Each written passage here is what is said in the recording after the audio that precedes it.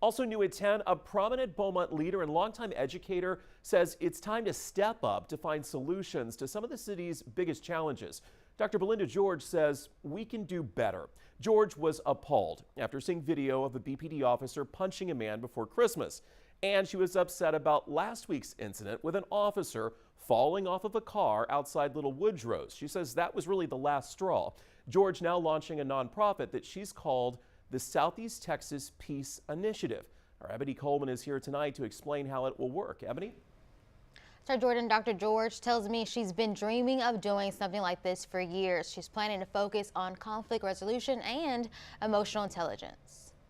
We can do lots of things, but if we don't get to the root of causation, we're just spinning our wheels. Dr. Belinda George is no stranger to being a community leader, but after spending 16 years working her way up from a substitute teacher to a principal at Beaumont ISD, she's taken on a new role as the founder of a new nonprofit. God was like, Belinda, you know what? You're going to do a nonprofit. And so it's Southeast Texas Peace Initiative. George has been spreading the news of the nonprofit all over social media.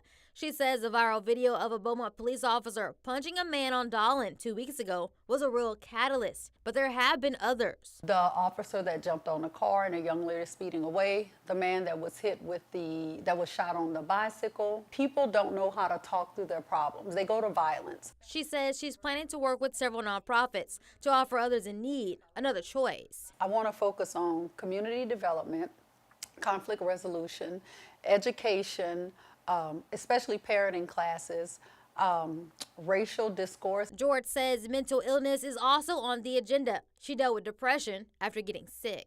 While I was an educator, I contemplated suicide. I don't know how many times. She says one day she hopes to have an actual center so that everyone can enjoy these resources under one roof. I'm working with someone right now for a grant. I don't care if my name isn't on anything. I really don't. The fact of the matter is that I made a difference, that I made a change.